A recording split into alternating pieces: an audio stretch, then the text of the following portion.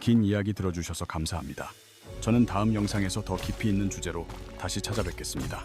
40년 동안 대한민국 서민들의 배고픔을 달래주던 영원한 소울푸드 짜장면이 지금 위기를 맞이했습니다.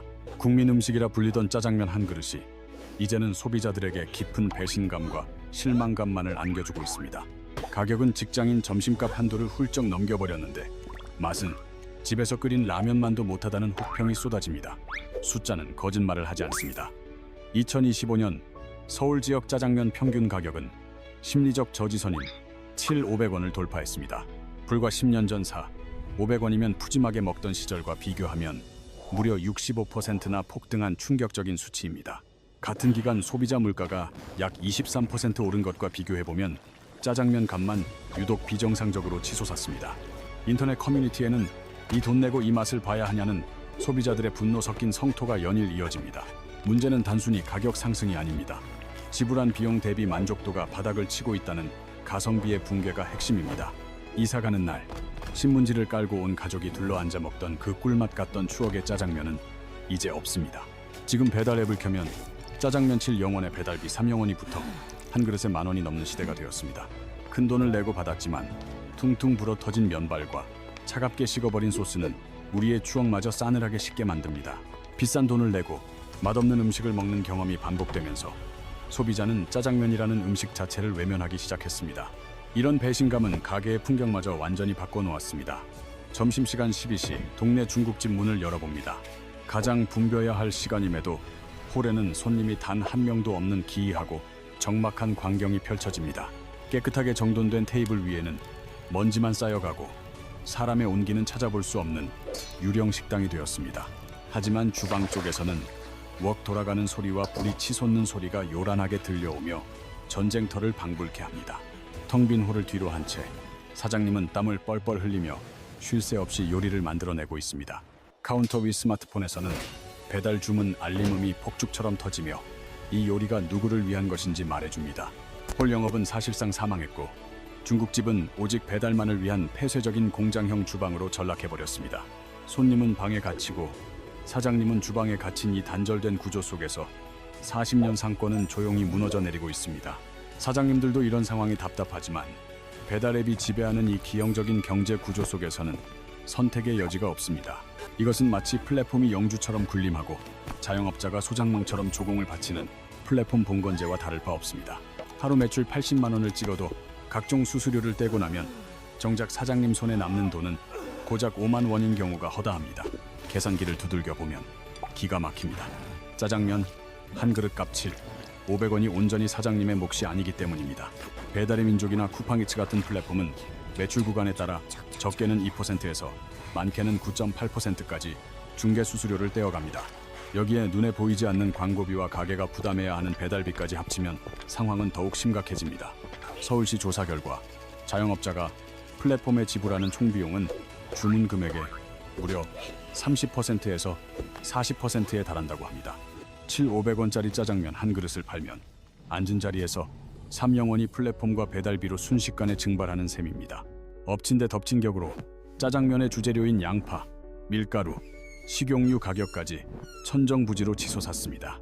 특히 짜장면 맛을 내는데 필수적인 양파 가격은 5년 전과 비교해 무려 116%나 폭등했습니다. 춘장 가격 또한 예전의 2배가 되었고 월세와 전기세, 가스비까지 안 오른 것이 하나도 없습니다. 결국 사장님은 하루 종일 뜨거운 불 앞에서 땀 흘려 일해도 최저 시급조차 건지기 힘든 것이 냉혹한 현실입니다. 과거 철가방으로 불리던 시절 중국집 배달은 가게에서 직접 고용한 직원이 담당하는 정이 있는 서비스였습니다. 그때는 배달비를 따로 받지 않아도 단골에게 군만두 서비스를 주는 것이 당연한 정이자 의리였습니다.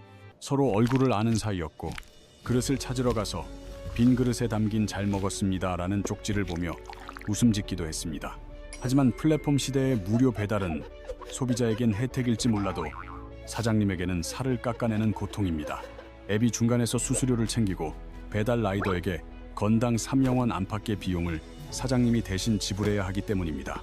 수익이 남지 않으니 사장님들은 어쩔 수 없이 원가를 절감하기 위해 질 낮은 재료를 쓰거나 조리 방식을 바꿉니다. 갓 볶아내던 간짜장 대신 미리 대량으로 만들어둔 소스를 데워주는 방식을 택하며 맛을 포기하게 되는 것입니다. 이것은 사장님의 양심 문제가 아니라 생존을 위해 어쩔 수 없이 선택해야만 하는 슬픈 자구책입니다. 경제적인 문제보다 더 심각한 것은 중국집 주방을 지탱하던 사람 자체가 사라지고 있다는 절망적인 현실입니다. 한여름 중국집 주방의 온도는 40도를 훌쩍 넘기는데 불 앞에서 무거운 웍을 하루 종일 돌려야 합니다. 2kg이 넘는 육중한 중화웍에 재료를 가득 담아 하루에 500번 이상 들었다 놨다 하는 고된 노동이 반복됩니다. 이런 살인적인 노동 강도 탓에 요리사들은 손목과 허리, 어깨가 망가지는 근골격계 질환을 달고 삽니다. 사람을 갈아 넣어야 유지되는 맛이라는 말이 나올 정도로 중국집 주방은 육체적으로 가혹한 곳입니다. 현재 중식 조리 인력의 평균 연령은 50대에 육박하며 이들이 은퇴하면 주방을 지킬 사람이 없습니다. 젊은이들은 더 이상 힘들고 위험하고 더운 3D 업종인 주방 일을 배우려 하지 않습니다. 차라리 시원한 편의점에서 아르바이트를 하거나 자유로운 배달 라이더를 하는 것이 낫다고 생각합니다. 실제로 지난 10년 사이 중식 조리 기능사 자격증 응시자 수는 절반 이하로 급감하며 맥이 끊기고 있습니다. 수십 년간 웍을 잡아온 노포의 사장님들도 이제는 나이와 건강 문제로 더 이상 요리를 할 수 없는 지경입니다. 자식에게 가게를 물려주고 싶어도 부모의 고생을 보고 자란 자식들이 가업 잇기를 거부합니다. 기술을 전수받을 후계자가 없으니 사장님이 은퇴하는 순간 가게 문을 닫아야 하는 폐업의 시한폭탄을 안고 있습니다. 숙련된 요리사가 귀해지니 울며 겨자 먹기로 경험 없는 초보자를 채용하거나 사장님이 혼자 모든 걸 감당합니다. 이는 필연적으로 음식 맛의 기복을 가져오고 어떤 날은 맛있고 어떤 날은 엉망이라는 복불복 상황을 만듭니다.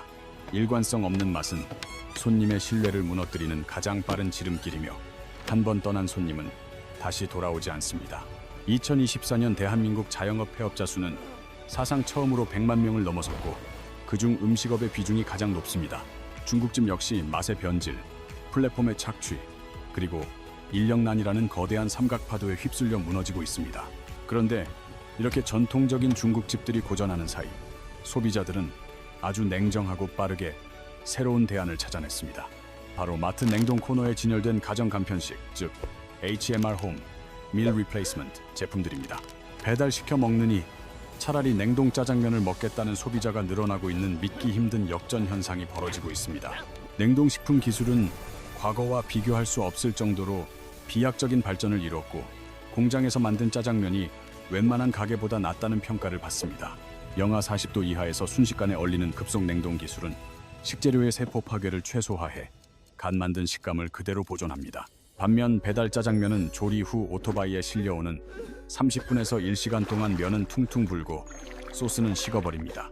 집에서 갓 조리한 냉동 제품이 배달 과정에서 망가진 식당 음식보다 훨씬 더 맛있을 수밖에 없는 맛의 역전이 일어난 겁니다. 한국의 가정 간편식 시장 규모는 폭발적으로 성장해 2025년에는 약 11조 원에 이를 것으로 전망됩니다.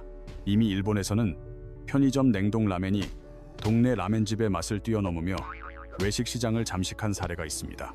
한국의 동네 중국집들은 이제 배달앱 수수료와의 전쟁뿐만 아니라 대기업이 만든 냉동식품과도 힘겨운 싸움을 벌여야 합니다.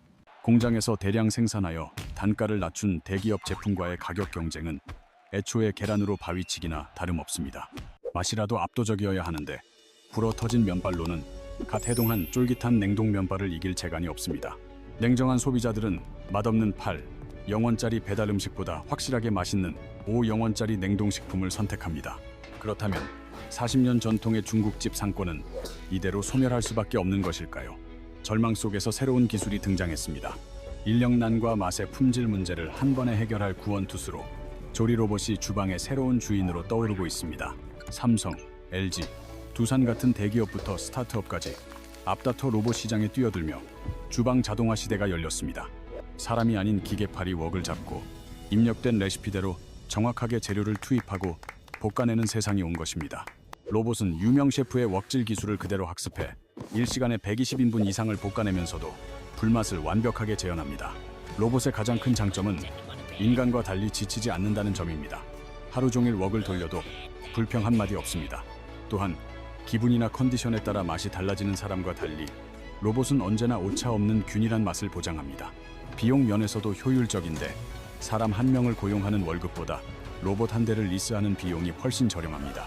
힘들어서 아무도 하려 하지 않는 주방 일을 로봇이 대체하면서 인력난으로 문을 닫을 뻔한 가게들이 숨통을 틔우고 있습니다.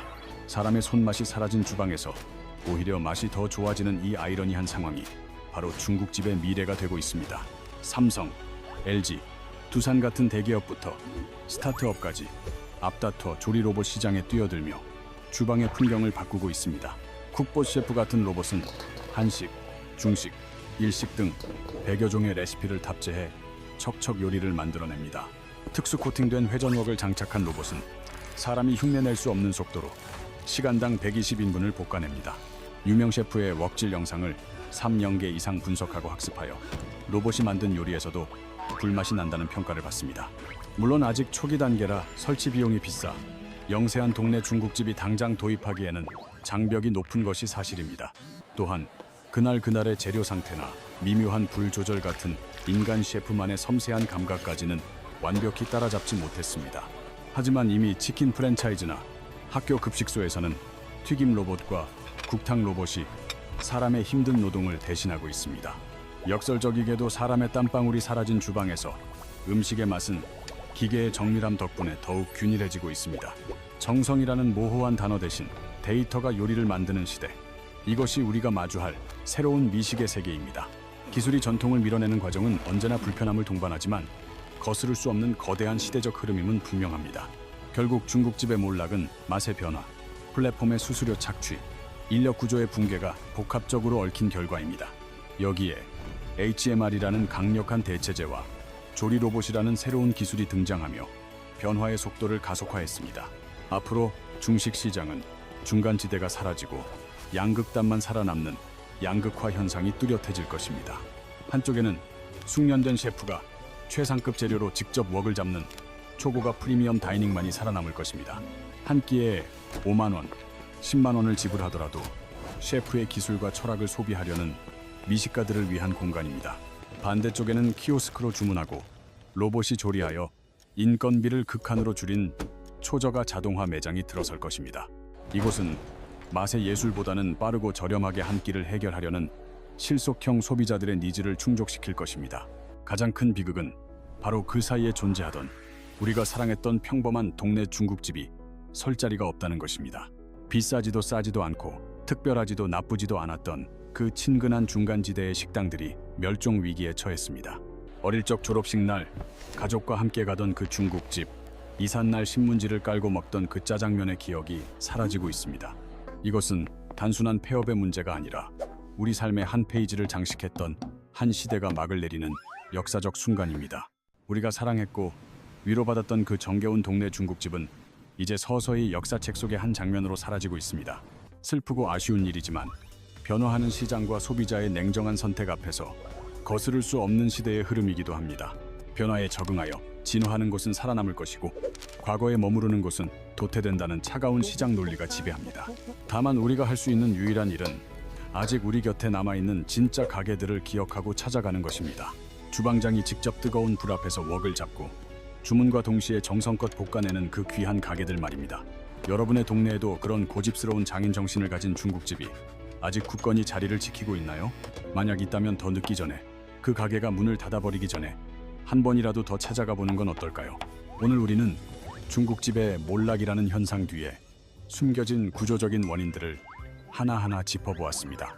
라드의 실종과 미리 볶아두는 방식이 맛을 변질시켰고, 배달 플랫폼의 수수료 구조가 사장님의 이윤을 갉아먹었습니다. 혹독한 노동 환경은 젊은 인력의 유입을 막았고, 그 틈을 타 냉동식품과 조리 로봇이 무섭게 파고들고 있습니다. 이 모든 현상은 단순히 옛것에 대한 향수가 아니라 복잡하게 얽힌 한국 사회의 경제적 단면을 보여줍니다. 자영업 생태계의 붕괴, 플랫폼 경제의 그늘, 고령화와 노동 구조의 변화가 만들어낸 합작품인 것입니다.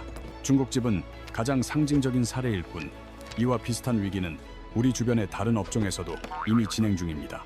여러분은 마지막으로 진짜 짜장면을 드신 게 언제인가요? 기억 속에 그 맛이 여전히 남아있나요? 댓글로 여러분의 동네 중국집 이야기나 잊지 못할 추억의 맛에 대한 생생한 경험을 들려주세요. 다음 영상에서는 배달 플랫폼이 자영업자의 삶을 구체적으로 어떻게 바꾸어 놓았는지 그 충격적인 실태를 파헤쳐 보겠습니다. 우리 주변에서 일어나는 경제 현상의 진짜 이유와 뒷이야기가 궁금하시다면 지금 구독과 좋아요를 눌러주세요. 알림 설정까지 해두시면 새롭고 유익한 경제 분석 영상을 가장 빠르게 만나보실 수 있습니다.